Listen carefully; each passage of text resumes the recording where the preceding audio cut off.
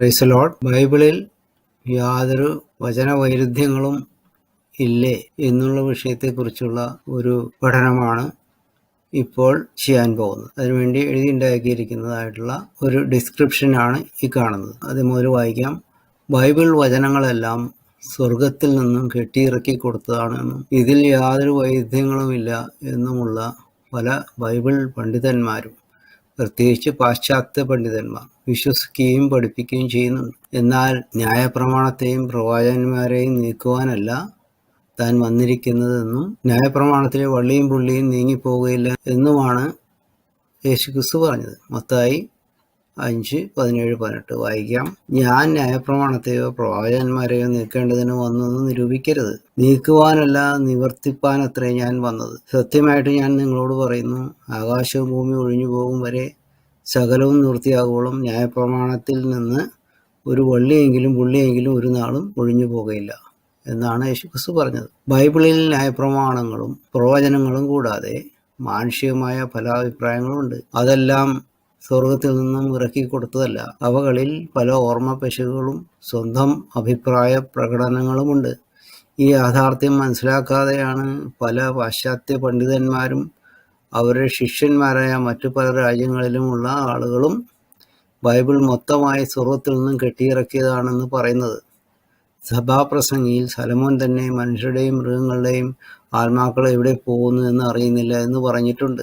മനുഷ്യരുടെ ആത്മാവ് മേലോട്ട് പോകുന്നുവോ, മൃഗങ്ങളുടെ ആത്മാവ് കീഴോട്ട് പോകുന്നുവോ ആർക്കറിയാം? ഇതാണ് ശലോമോൻ പറഞ്ഞത്. ഇത് ദൈവത്തിൽ നിന്നുള്ള വചനമല്ല എന്ന് ഏത് മനുഷ്യനും മനസ്സിലാക്കാവുന്നതാണ്. പുതിയ നിയമത്തിൽ വിശുദ്ധ പൗലോസ് കന്യകമാരെക്കുറിച്ച് എനിക്ക് കർത്താവിൽ നിന്നും കൽപ്പനയില്ല എന്ന് പറഞ്ഞുകൊണ്ട് സ്വന്തം അഭിപ്രായം പറയുന്നുണ്ട്. 1 കൊരിന്ത്യർ 7:25.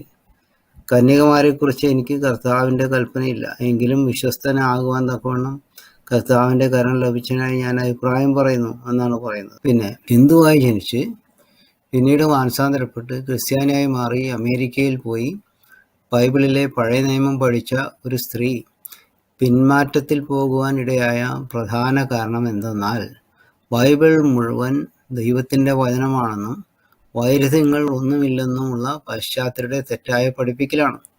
ആ സ്ത്രീ ബൈബിൾ വായിച്ചപ്പോൾ പല സ്ഥലത്തും വൈരുദ്ധ്യങ്ങളുണ്ടെന്ന് മനസ്സിലായി. ഇങ്ങനെ വൈരുദ്ധ്യങ്ങളുള്ളത് കൊണ്ട് ബൈബിൾ ദൈവവചനം അല്ലെന്നുള്ള ഒരു തീരുമാനത്തിലെത്തുകയും അവിശ്വാസിയായി മാറുകയും ചെയ്തു. എന്നാൽ വൈരുദ്ധ്യങ്ങളുണ്ട് എന്ന് ആ സ്ത്രീ കണ്ടുപിടിച്ച പ്രധാനമായ 2 കാര്യങ്ങളിൽ യഥാർത്ഥത്തിൽ വൈരുദ്ധ്യങ്ങളില്ല. ഈ 2 കാര്യങ്ങളെക്കുറിച്ചാണ് താഴെ പ്രതിപാദിച്ചിരിക്കുന്നത്. അതിനു മുമ്പ് ആ സ്ത്രീയെക്കുറിച്ച് ചില കാര്യങ്ങൾ അറിഞ്ഞിട്ടുണ്ട്.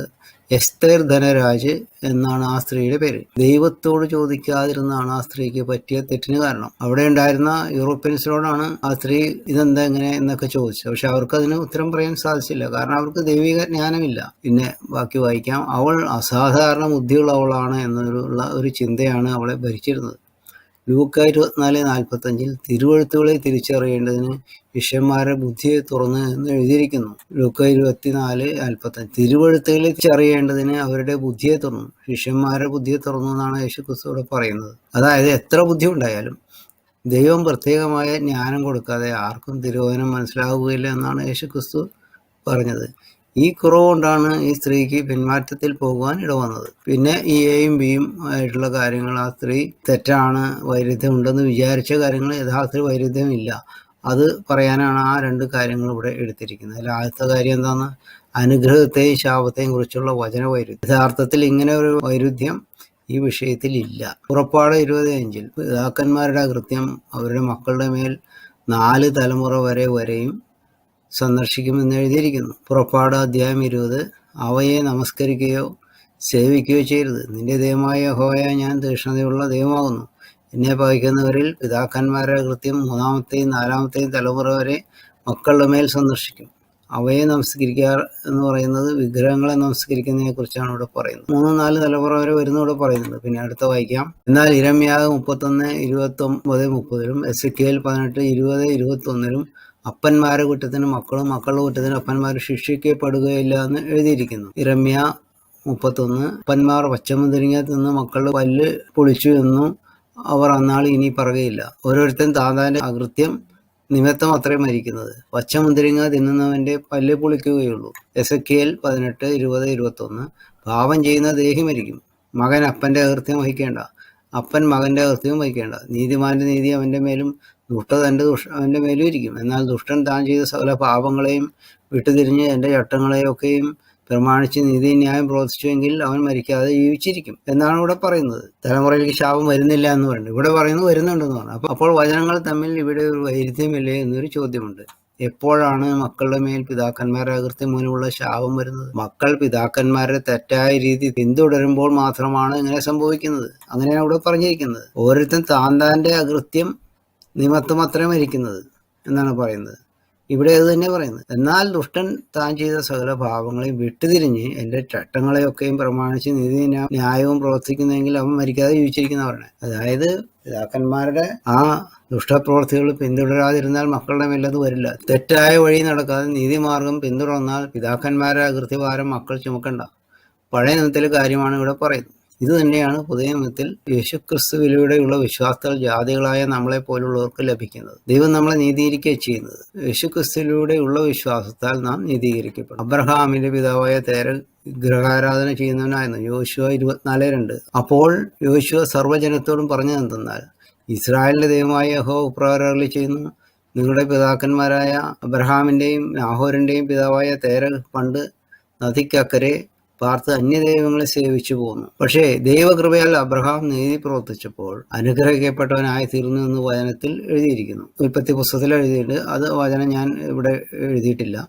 അബ്രഹാമിന്റെ പിതാവായ തേരഹിന്റെ വിഗ്രഹാരാധന മൂലമുള്ള ശാപം അബ്രഹാമിനെ ബാധിച്ചില്ല എന്ന് കാണുന്നു. അതിനാൽ വചനത്തിൽ വൈരുദ്ധ്യമുണ്ട് എന്ന് പറയുന്നതിൽ അർത്ഥമില്ല.